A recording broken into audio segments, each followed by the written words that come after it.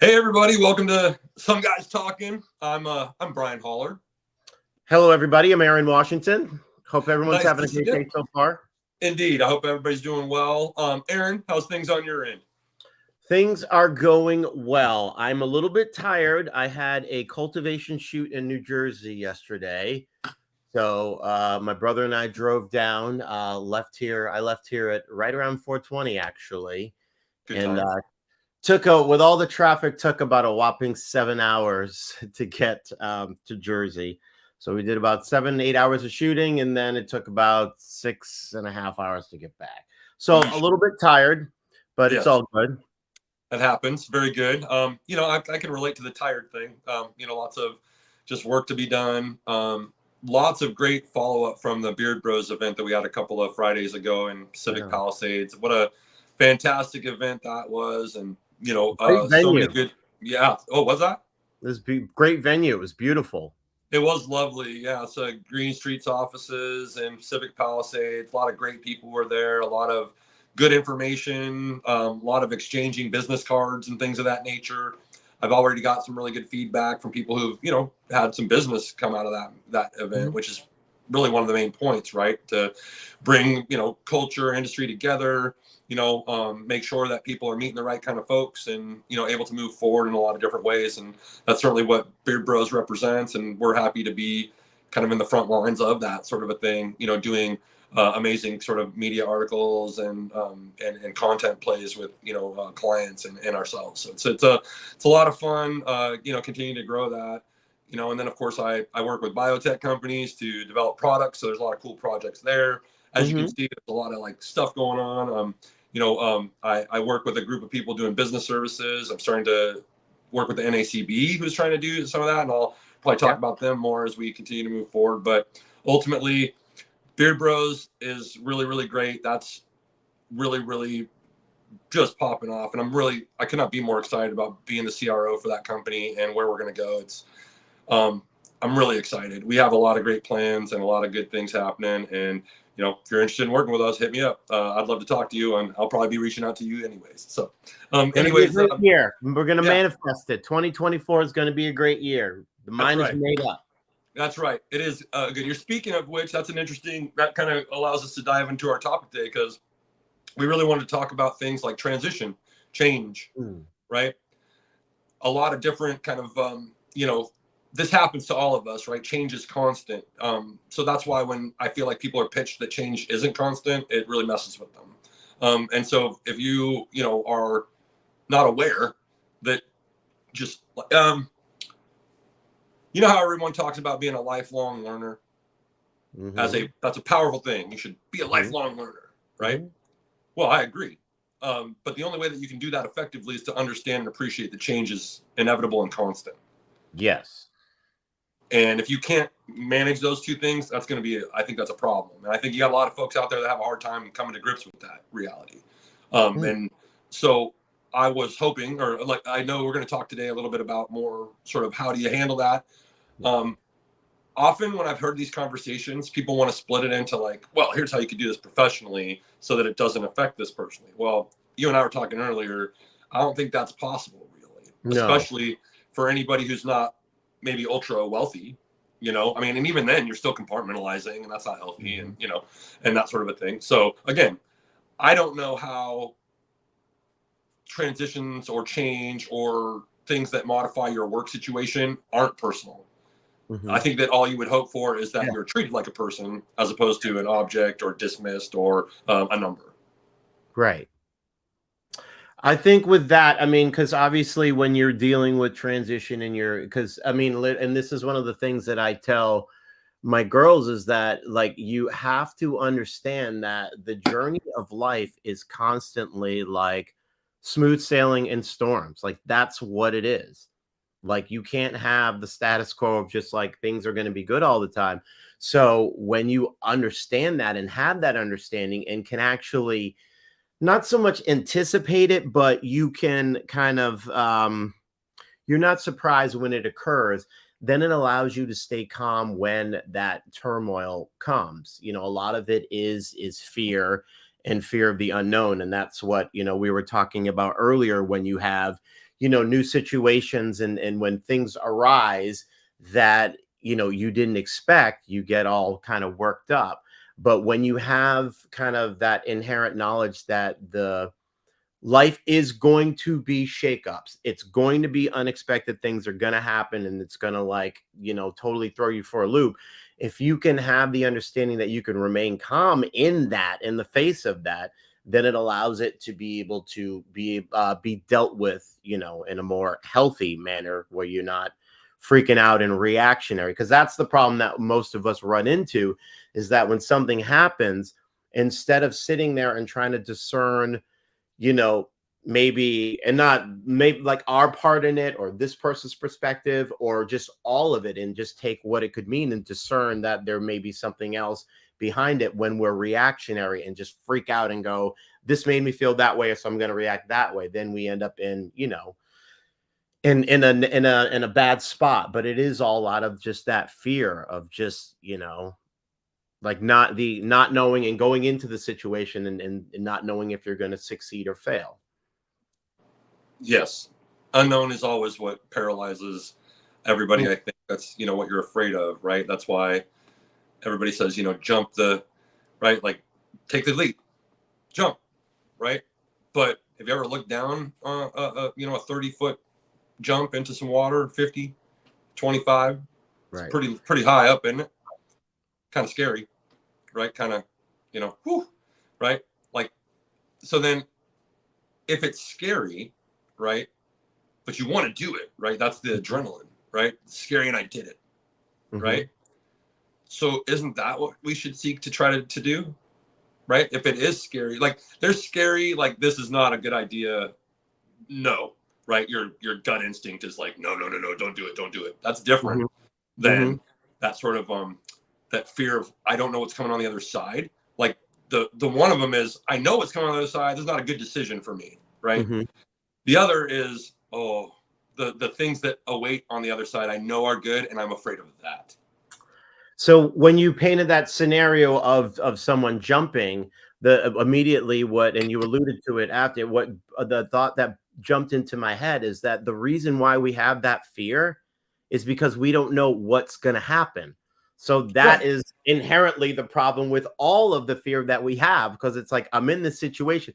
But okay, so how about we look at, then it's maybe a matter of fixing your brain, because our automatic default is going to be, okay, if I jump off there, I'm going to break my leg. And then it goes to any scenario that we go into. So it's a situation where we're saying, okay, I'm going into this. The only thing that we're going to focus our mind on is the fear of what could go wrong. We don't ever think about what could go right. I mean, and that's just the default as human beings. And you maybe it's pessimism or whatever. But I just think why it's a knee jerk, right? Like, when you're pushed into a corner, you're gonna, like, the first things you're thinking about is how, how tough this is. All the how difficult it is to be in this corner, right? And so I think it is natural to, well, I mean, and again, to get out of a situation, right, step by step. So I've got to evaluate all the different problems, prioritize them by the way that I can basically advance through them, so that I can get to because of course the desired result is to get through this in as quick and safe a manner as possible, right? So you're always sort of, I think, at least you should be sort of calculating on that level, even if it's just a quick thing, let alone large encompassing strategies for, media or something, or your whole business growth plan or that sort of thing. But it all is the same kind of thing. Like, we are faced with an issue or a problem. We identify right away the most difficult things, because they're hurting us the most. I think that's why we're sensitive to them. When we plan and we have nothing, then we see a vision of having more, right? So you're still, even if you're not scared of that baseline, you're still starting with nothing and growing to something, right? So even if and then if there's difficulties, well, then that's more obvious. Well, these are the things that are preventing us from getting here before we even have a chance to get here. So let's get rid of these things or fix these things first, so that we can basically do this in a good way, right? And I feel like most people should, most people do look at their issues that way. I think that if they, if you can try to, I don't know, maybe this is me, maybe my personality works this way, but sort of come up with the lowest hanging fruit, right? That can rectify the situation. You yelled at somebody you shouldn't have, you were out of pocket with them, right? Okay, so, and this person means a lot to you, let's say, right? And personally, we don't even make it professional. They're just a good friend. You've done a lot together. They've been there for you in the past. You really shouldn't have disrespected them that way, right? So now you're nervous, right? And you're like, well, shoot, I bugged a friend. I might have adjusted our friendship, and then of course I really like that they do this, this, and this for me and with me, and now I risk running out, not having that person to be there for me, right? Yikes, right? So what should I do to rectify this issue? Well, I think apology is probably the first thing that comes to somebody's mind. Hey, hit it up at the pass. Like, go right to the person and be like, hey, I messed up. Sorry. If there's anything to, kind of get us through this situation faster, let me know. Otherwise, I just need you to know I'm sorry, and you take as long as you need to process this. And, obviously, I'll be here. And so, and then of course, there's still scariness with that, right? Especially if that person really meant a lot to you. But you at least took that first step to say, okay, well, at least I looked him dead in the eye and went, yes, this happened. Yes, I've messed up. And yes, I deeply, deeply, sincerely apologize. Or you're making for it in whatever way. Like if you owe somebody some money, give them some money. If you owe somebody some, time, give them some time. Right? If you owe somebody, whatever it is in the exchange, like you got to address it. It's not sorry's not enough. You're sorry, and then we're taking steps to rectify the situation. Then you've got to get met halfway for sure. But at a point, you got to be the one. And this is another thing that I think people have a hard time is you have to be the initiator. You have to make up for it. You have to be the one who starts the process. You have to be the one who reaches out. Well, then what the problem is that we run into the fear of, but that. But Aaron, what if they say I'm an asshole? What if they're mean? Yeah, that requires someone to look critically at themselves and think, and that's where and we all have the thing where we have that fear that we don't want to expose and we don't want to be that one, but to resolve a situation like that, that's what's necessary, because to put the energy into keeping like the nonsense going is just crazy. That's just, It's like the saying that you've that I've heard people say that, carrying on like unnecessary drama. And that's why like things in my life, I just let things go, because you have to, because if you carry it around, and I've heard it said, that's like taking the poison and waiting for the other person to die. Like you can't keep that, any of that negativity in. So you have to address that in communication. So yes. Communication is always best, Yes, it's like I just put a little banner on the bottom. It said, think critically about yourself, but not harsh, right? So look yourself in the mirror, recognize when you messed up, know your strengths, weaknesses, where you're susceptible, where you're not. When you mess up, take up for it, but don't beat yourself up. Like don't make yourself that person. Like again, the bad way of like, yes, maybe I yelled at you, Aaron, in a way that was not right. I was a little out of pocket. I've got to apologize for it and then make steps forward, right? But then I don't need to go into the mirror to myself and be like, God, you dumbass, you're so bad. You're such a horrible person. You're messing up all your relationships. You're the worst friend ever, right? That's not the case. You just, got hot once, and and people do that, right? People also are massively passive aggressive, so it happens the other way too. Where, dude, why didn't you say something? Why didn't you stick up for me in that situation? Why didn't you have my back there? Oh, I did, but you didn't say nothing or do nothing. Right. It's the same kind of thing. You're still disappointing a friend. You still have an issue. Again, this is sort of like, it really just goes back to, and I like we're talking about personal things, because again, it's about like the fear of the change, right? Even if it's a small, intimate piece of your larger relationship, like an argument you had, right? I mean, how many of us have been in long-term relationships where we stepped on our tongue or did something that we weren't supposed to? I'm guilty. I'm sure all of you out there are too, right? So how did you make up for it, right? You probably didn't cross a line that was so bad that you had to like break up, because that's not usually, those are only a handful of things that really cause those things, right? It's usually, I snapped at you when I shouldn't have. I'm ignoring something. I'm not paying enough attention to the relationship. We're just task oriented or whatever. Like there's a lot of different ways you can sort of fall into things that aren't anybody's fault and that cause a friction, and this isn't even about that. It's like really like, how do you address the friction, right? Or how do you address the change, or how do you make the change happen, or Mhm.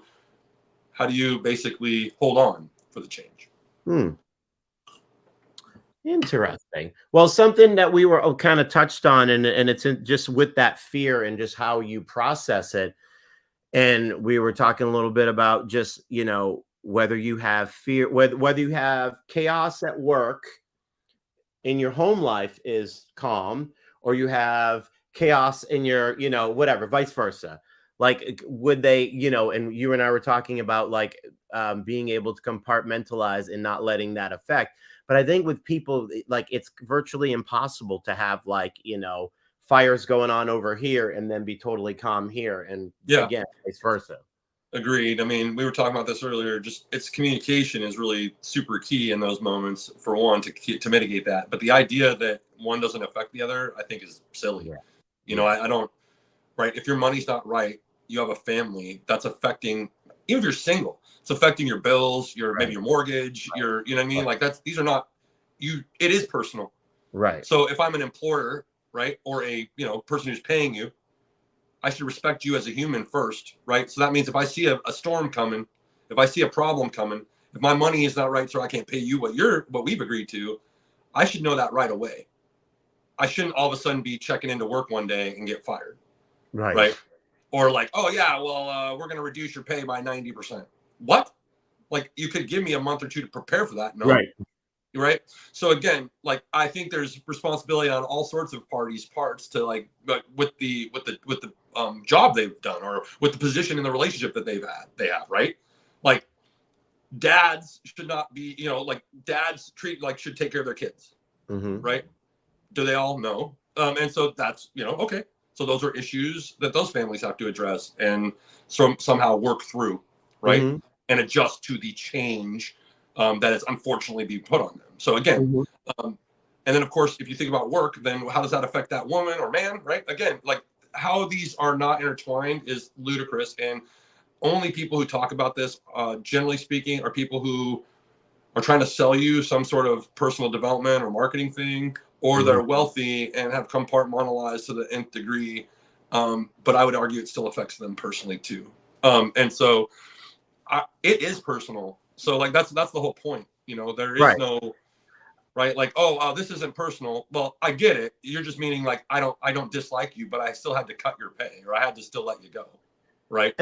And I think our point was kind of like the thought of like things do affect each other. It just that like if you're mindful and thinking about like everything affects, so that's why the communication is important, because yes, everything affects and you can't just ignore things. But what No, was like why that's I forget why we started talking about the work and them being separate, but just the idea that and I think it kind of works with anything. Like if you have chaos or stuff going on here, then this other stuff can't be peaceful. Like it's very right. difficult to be that way. No, and I mean, you try to make if you're at least self-aware or aware of this, like you're trying your best to bring things back to a good equilibrium, right? To a good sort of balance, right? When those things are happening. The reason we talked about it is because it was the whole when it rains it pours situation. Mm, Which yes. is, often when changes are happening, like they happen in abundance, and the things Right. and plenty of them aren't things you expected Right. necessarily, no matter how prepared you can be or Yes, how that's what it was. how how well you are. And that's why we were talking about it, because it very much seems like sometimes, especially in those heavy ones, so many things come in a short amount of time, At the same right? time. And maybe we're just sensitive to it, or maybe that's just how the universe works, because you're pulling in that energy and you're basically creating something, and then you're basically getting catapulted into the new thing. And kind of the what I was drawing from that is that, really, and I believe this, and I make my mind up to believe this, is that that's how it works. Like when things get super hectic and things like that means that whatever the universe, God, whatever, Sure.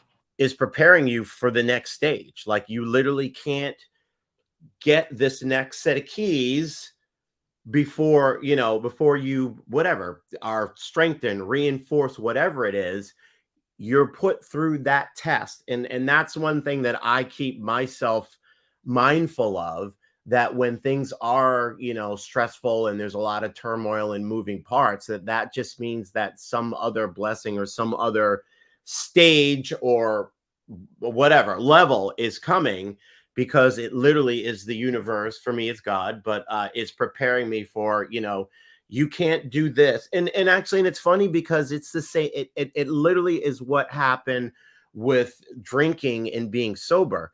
Like, I had to go through a period where I had to build myself up and make myself better so I could be prepared for the moment that I'm in right now. Like, there'd be Right. no way at all that I would be able to do the things that I'm doing now back then, because it just wasn't possible. So it's kind of those stages that you have to be kind of reprogrammed or built or strengthened or concentrated for the very next step, because you won't have, if you don't have the strength for that next step, all of this turmoil has to get you prepared for that next step. And if you don't go through it, so that's what I kind of keep in mind when things get stressful and there's a lot of kind of moving parts. And I'm in a season, because right now, I know we were talking about that, we're both in seasons of transition, which is not comfortable. And for me, I like things to be a certain way.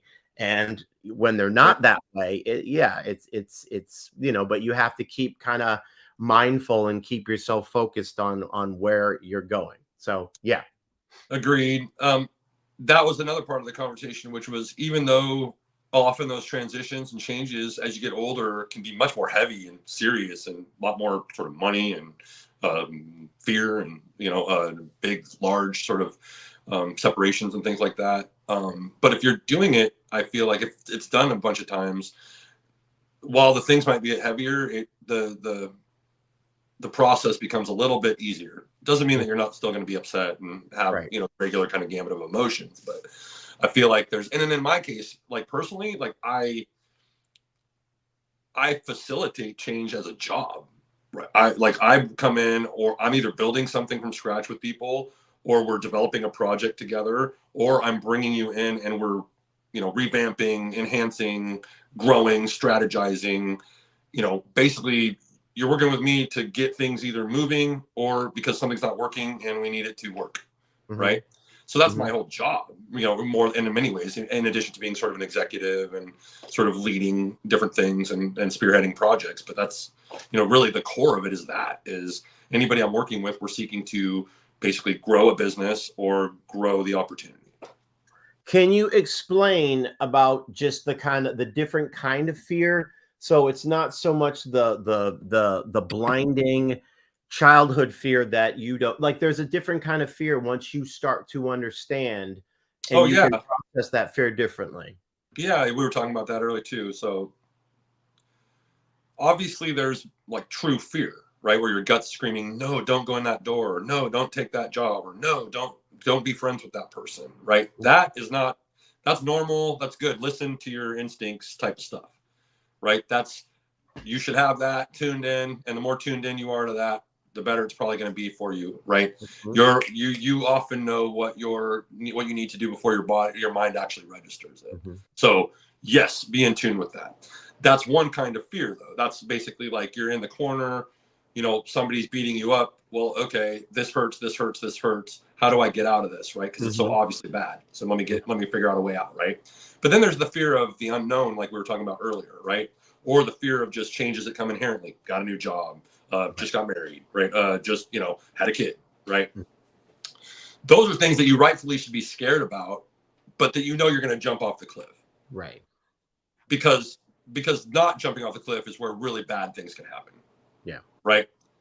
Like that's where oh, you didn't take care of your kid, or you did not, now you're going to be the that older dude who basically is always stuck in, oh, if I would have done this land. Mhm. It's just, those are really unhealthy places to be. Limbo, in my opinion, is like the worst, right? Yeah.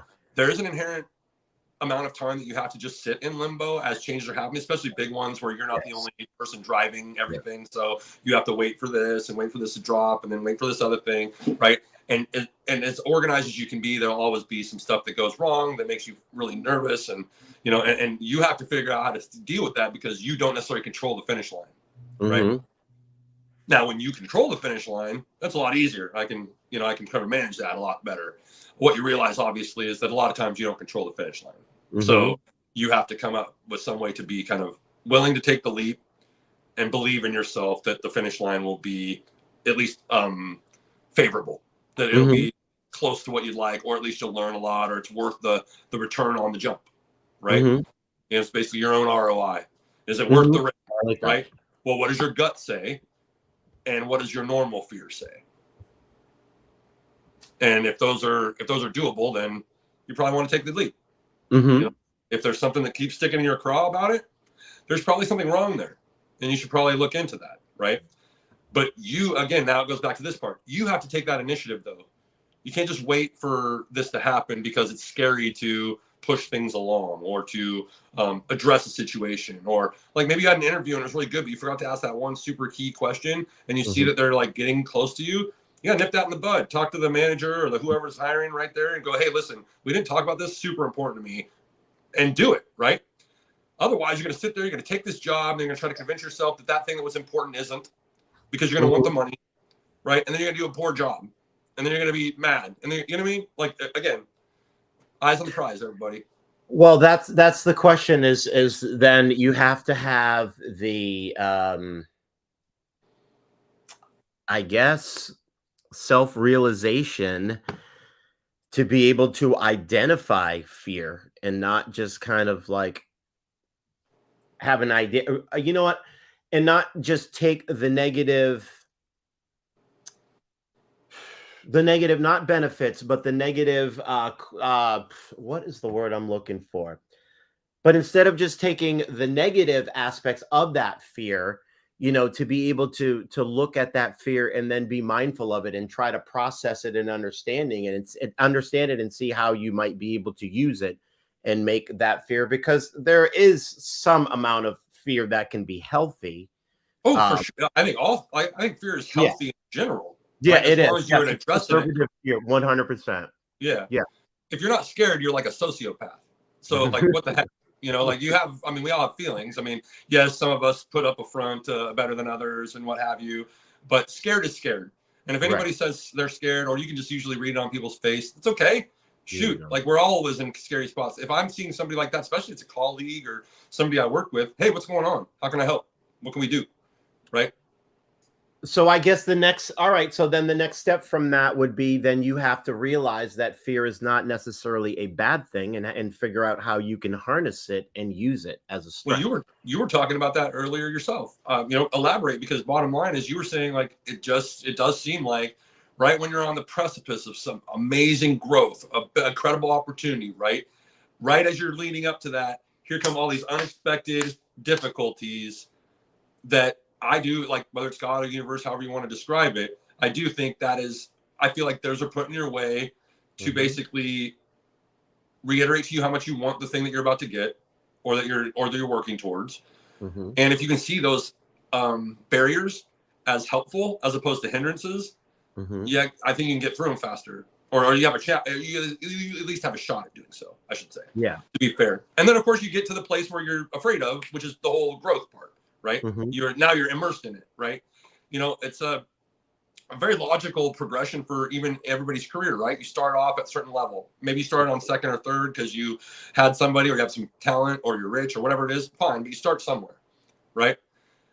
And maybe you have more help than others. Maybe you don't. Maybe you did it mostly on your own. Whatever. Like, it doesn't matter. You're still trying to grow.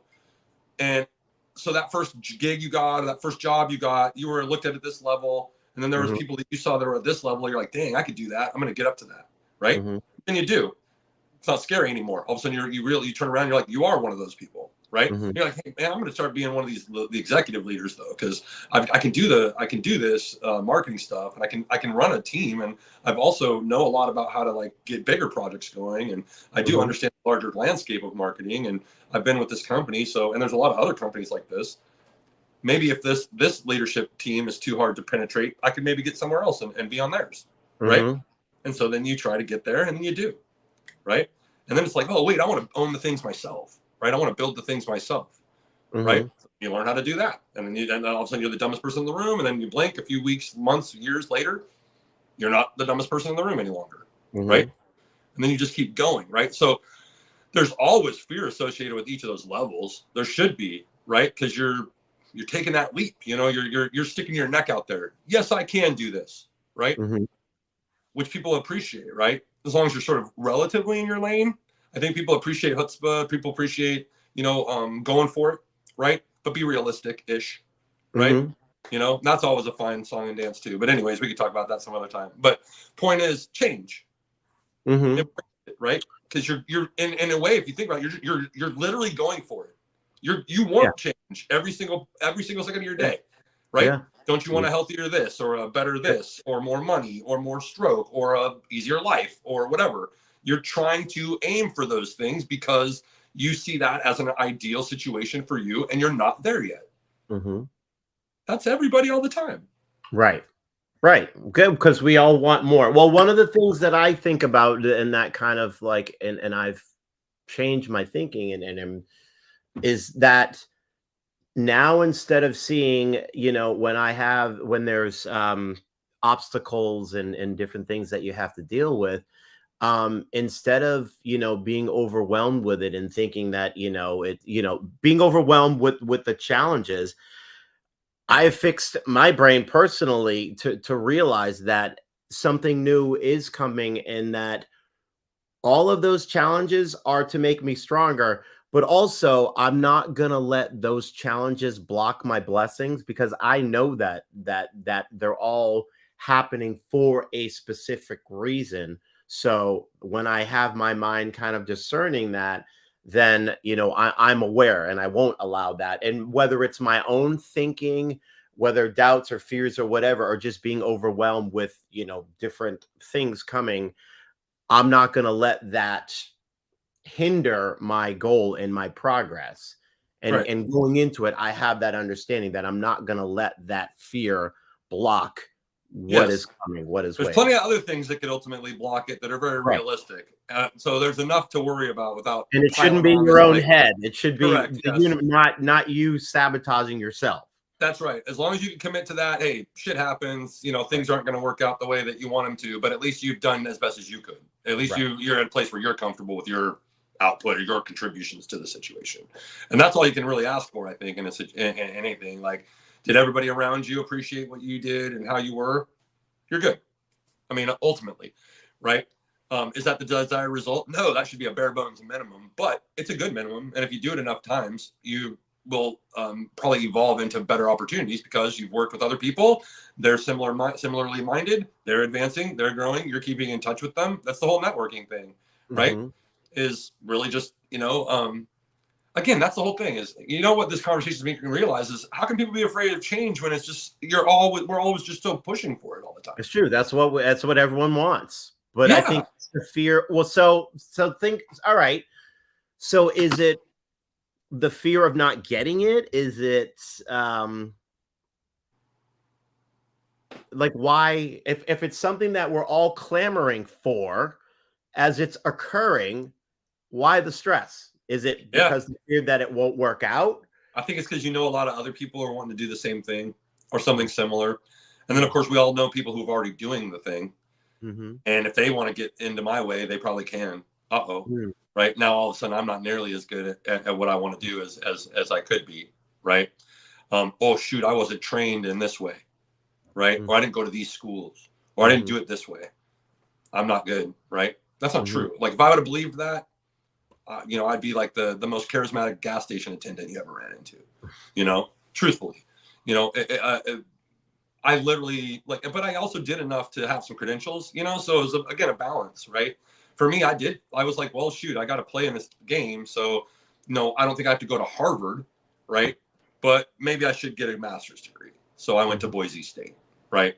You know what I mean? Like there's just ways. And Mhm. again, you don't need to go to school depending on what you do. That's not what I'm saying. I'm just suggesting that for me, and I'm older. This mattered a little more than it does now. Truthfully, Mhm. like now, I would not counsel anybody. Like, do what you want to do. Just continue to Mhm. build and grow.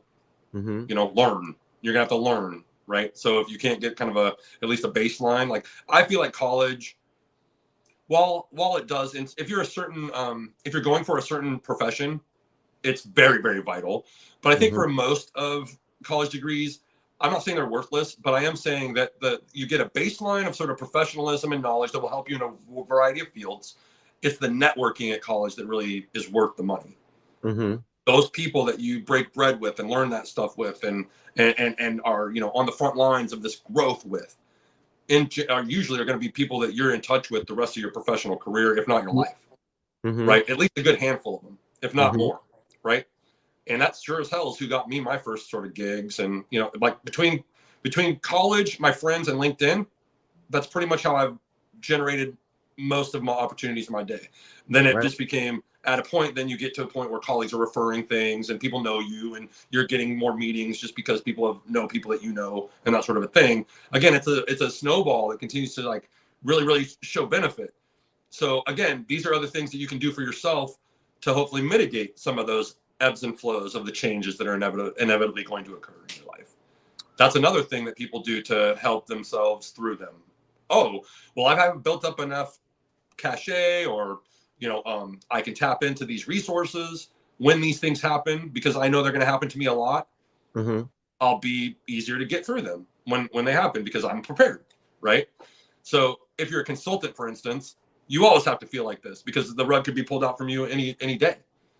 You could be making thousands and thousands and thousands of dollars, and it could go away like that, depending on who Mm-hmm. you're working with or what happens. Mm-hmm. So the game is to like, well, how do I make sure that that can't happen? Or if it does happen, I'll be okay. Right on. Can I be proactive in that manner while things are good? That's another thing that people don't do to make sure that change that inevitably is going to occur can be easily facilitated, right? We want things to just be good. There's nothing more I like than being present all the time and not having to worry about anything, right? Mm-hmm. And if things are good, like life's good, you know, your life is good, you know, relationship, career's fine, bills are getting paid, you're able to put a little bit together to go have some fun every now and again. I mean, that's really the game. So Mm-hmm. if you're there, it's really hard to sometimes motivate yourself to do more to prepare for something that could happen because you feel like it's not gonna. Mm-hmm. I would argue that in those moments, or when you do have to be prepping, when you're feeling good, that's when you really have to kind of strike and do the things that can help you prepare for the inevitable ebbs and flows that will come, whether it's Yeah. personal or professional. Well, let's think about, well, and here's and then kind of the CTA of the whole thing. So what would you say? I kind of think that one of the things is to deal with fear is, one, to admit it, Yeah, and for to be sure. able to process it, and because again, you can't deal with anything that you're not going to admit that exists. Like any problem that you won't admit is there, you will never deal with that problem. I know. It's What, simple. Aaron? What are we, 4 episodes in? There's like, I think every single time it's, hey, say something. Yeah. Well, and I Hey, was going to talk about it. say, don't be fearful to say something about it. That was That's where I right. was going. It was That's literally it. that. But I mean, that's been a theme of like everything, whether it's about like your own mental health, or, you know, you're confused about a situation, you're afraid to change, something's wrong in your life, Yeah. right? That is really tough. And like, again, you really do have to say things, like talk to people. You know, you have to do it no matter how tough it is. And that's one of those things where, I am constantly trying to keep in my head that you have to think of other people's perspectives, and everyone is going through something. And Yep. that's the thing. So it is important for people to talk about what is affecting them. Right. And that's kind of where we were talking in the conversation of work affecting family life and vice versa, is that, that's something that is a reality, and you need Yeah. to, It's inevitable. So yeah. don't act like that can't happen. It will happen and does happen and And you is need to happening. So communicate when you're in that hard spot, when you're that's right. when you're not feeling so that's the call to action. When you're in a difficult spot and you're not comfortable, one, look That at is it, the time to examine talk. it, Yes. and then talk to someone. That's right. Yeah, That's it. don't handle it alone. You know, also conversely, when things are good, don't rest on your laurels. Mm, Don't just sit there and be comfortable, because being comfortable is the worst thing that you can do. because something else is Truly. coming. Trust. You Something know, else is don't coming. like, yeah, it's coming, I assure you. So while yes, of course, smell the roses, enjoy yourself. If you're, you're on that beachfront with somebody you love, yes, have the Mai Tais and a puff and just enjoy that moment. And you should not be worrying about anything like that. But in the macro, right? When you back down to like, well, I'm not on vacation, I'm working. Mm-hmm. You want to maybe add some things that are going to help kind of prepare and bolster you for inevitable changes if you can. Of course, all these things, like so many things we don't see coming or are unexpected. Hence why you should be that way, because no matter how good it is, inevitably things are going to come that are going to throw you a curveball, they're going to hurt, they're going to be sad. It could be a bigger picture thing like politics or I don't know, socioeconomic situation that's got out of control, or I don't know, something crazy like that. So Mm-hmm. no, you can't really prepare for those things besides just sort of having your eyes on the tea leaves and understanding kind of trends maybe. But in terms of like your own finances or your own ability to grow in either your profession or your desired sort of career, maybe you're building something on the side that you'd like to become your full-time job at some point, right? Well, I would argue that when things are good is when you really strike on those things, Mm-hmm. right? When times are good, because if they're bad, then now all of a sudden all these fun things that I get consolidated real quick into, oh man, I got to pay bills next month, or oh man, got to take care of my daughter, right, or something, right? So that's That's why a it's great harder to build. strategy, though, that to It's have harder your to mind build. made up for That's right. future. I like that. So when you are good, when you do feel like things are all right, that's when you should build. Right. That's when you should take your chances and try to get out there and Mm-hmm. and take risks, right? Because you can afford them then, Right. right? People often just wait until they're up in a corner and then they take the risk, which does work out a lot of times, but it's much harder path, Right. much more difficult. That's insightful. I appreciate that. I don't know. It's just we've both been in corners plenty of times, so it's Yeah, because so it's easy to speak from. Like this when is you straight have up your mind made experience up, that about there is no giving up. There's no, hey, it is what it is. You That's right. Always. Yep, we got to just keep moving forward, unfortunately. So, like I've a lot of always been those, a determined little guy. That's been yes, me since I yes, was little. Go ahead. yes. Well, I mean, now I start thinking about today things like toxic positivity or toxic masculinity, which is, a lot of things like you'll sleep when you die, and like you should just be giving all of yourself to a company and your family, and you shouldn't care nothing about like yourself. Like, I mean, so no, I don't subscribe to those sort of, or like, let's be positive even in the midst of complete negativity. No, I mean, I like, let's call it like it is as best we can, but I don't think it's wrong to have a plan to move forward. If you want to call me an optimist for that, fine. But I don't like just dwelling in muck. I'd rather like acknowledge it, try to process it, and then have some sort of at least glimmer or some sort of a way that we can address one damn thing the next time we're going to meet or do the next step or do the next thing. Right. So, like I had no problem when my father passed away. Many conversations that were just sad, right? Like just memories and blah, blah, blah. Yeah, I wasn't creating CTAs with my grandma or with my mom or my sister or whatever. But at a point, it was like, well, what would you want, Dad? Would Dad want us to sit here just be crying with each other for hours?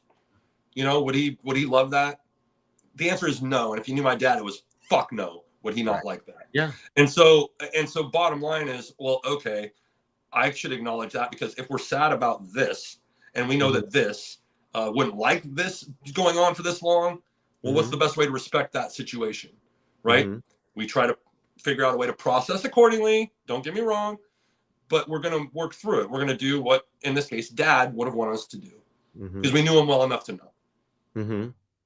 So that's not a guess. That's facts. And in his case, took a long time to pass away. So I literally got the verbal confirmation of what he would want us to do before he died. Right. So again, I knew that that's a luxury I guess I had in that case. Right. Yeah. That we could see it coming. So we could, talk about certain things that you would want to talk about if you got a chance to.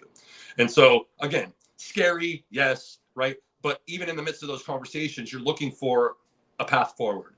I'm not saying it's good, happy, it's going to be all hunky-dory, ice cream and puppy dogs, but I am saying it really is important in those situations to sort of have a next step that you both can acknowledge and agree to, right? And know that you're going to get through it, and know that you ultimately are going to, because that's the thing. You get overwhelmed and think, but no, you ultimately for sure work out. It does get easier, it doesn't go away.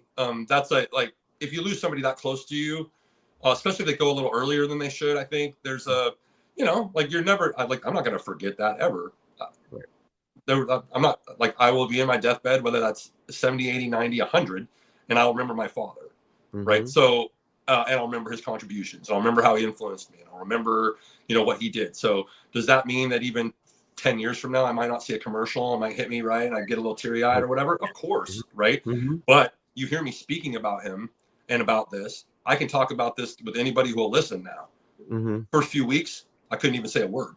Right. Even I just mentioned it and I start being emotional or getting crossed up with what I want to say. I didn't know how to phrase it, didn't know the language. You got to kind of work through those things. You have to come to a grips with like, I got to say this to people. I got to be able to say it out loud. I got to be able to say it in a way that doesn't cripple me when I talk about it, right? Because it's so important. I got to figure out a way to elaborate or to explain this. No, I don't need to be pushing it to everybody I run into. But when you get to know me, that's a big thing, right? You get to know Brian Holler. If you're getting to know me, my father was influential in my life, and him dying so early is a big part of how I became who I am now. So if you like me now, you're probably going to need to know a little bit about him if you give a crap about Brian Holler, right? So I, as Brian Holler, need to be able to, talk with people like that without, without breaking down or being, without confusing the situation, Like, is it hard? Well, sure. But I've processed it. I've dealt with it. I know, like, its place in my life. I know it's not going to go away, and I'm okay with that, right? And I've learned how to make that sort of a positive thing in my life, right? I think other people do the same thing, in similar situations, right? Like this horrible thing that happened to me, I've now worked through it with the help of others, likely. And now, even though it's not something I love to talk about, or that's like a really big thing, like it hurt me. Like I look back and I go, oh, that sucks. But the power or the knowledge I acquired through making it through that and then coming to a place where I could actually just be a functioning human again is a powerful thing. Hence the change thing, right? Like sometimes you're afraid and it just got thrown on you, right? Like this was done to me, right? Or this happened to me that I didn't ask for at all. Right. So I have to process that and still get to a place where I can kind of be okay with the fact that it happened, and then I can explain it to people, even though it might be a really horrible, horrific, traumatic experience. But it's who you are. So, like that's going to stick with you the rest of your life. So it is important with people who have earned the right to like hear those stories that you tell them. Like that's not something you should hide from a wife or a husband. It really isn't, because it's a core to who you are. Right. No, we don't want to put this on them. And no, we don't want them to think I'm weak or that I can't handle this. But, right, like you should be able to talk about it. Again, this is the things that crosses people up, to your point, like Aaron, like people get crossed up for very logical reasons. And that's why they don't say something. Wow. Powerful stuff. And we're saying, say something. Right. Yeah. That's what I'm saying. I'm saying, let people know what's going on. Say something, whether it's your friend, a therapist, your colleague, a coworker, somebody on the street you just ran into, whatever it is, they're put there for a reason, right? Go tap in. You know what I mean? Like like I'm never more humbled than when somebody who I've been really good friends with actually leans on me for something. Like real stuff. Yeah. Where we were in a conversation, and all of a sudden now we're talking about somebody's divorce or somebody's this, and they felt comfortable enough with me, and that we had a good enough relationship where they could share that with me. I take that really personally. Yeah. I take that very, very sincerely. 100%. For me, it's important to me that I listen and that I give you appropriate feedback, and that I'm empathetic to you, and that I can help you in any way. And I'm glad that we've basically developed our relationship to the point where you can trust me in that manner. I take that really damn seriously with people. 100%. I don't give a fuck who it is. Like I care a lot about the fact that you leaned on me for that. Like I got people who I'm like that with, but I'm not necessarily best friends with. Right. And then I've got friends who I am best friends with that I am also like that with. Right. And then I've got people that are like that for me. Right. I'm not doing that for them. They're doing it for me. Right. And then of course you get in that simpatico with everybody where you've done it for each other. And that's really what we got to do. Like it comes back to just helping each other. Yep, absolutely. So talk, say something. Let people know what's going on, because people have no idea what is going on in your universe, in your head, in your spirit, in your life, in your family, in your whatever. So you need to talk to people, let them know what is. And I think, and with that, if more people were like that, then there would be a lot more empathy in the world, because obviously that's what's missing. Yep. So I think that if people, and I think if people knew what people, thank you, if people knew what other people's real fears were, then they would be able to relate to them as human beings, and then there would be just more, that's a great more point. more empathy, more perspective, just understanding. What were you saying, bud? I really believe that. I was just complimenting you on your point, because it's really, really strong, because it's about your own belief ultimately. Right. If you believe you're crap, you are. Right. If you believe you're worthless, you are. Mm-hmm. And there's a whole lot of folks out there that are trying to convince you that you are. So to be fair to you and everybody else in the world, there's a whole lot of entities out there constantly, day by day, that are trying to convince you that you're not up to par in many, many different ways. Mm-hmm. Why? Because it usually it lines their pockets, because they want you to buy a product or go into a service or whatever, right?